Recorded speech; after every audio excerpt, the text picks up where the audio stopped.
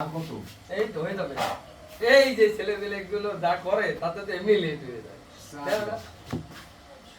আপনার বিয়ের সাথে আমাকে সম্পর্ক কি বললাম না।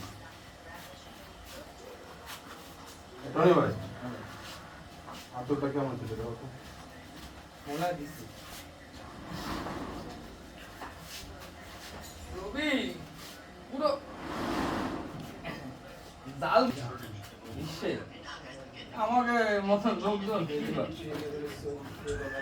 তেল কি? তেলের সাথে বেশি হয়ে গেছে।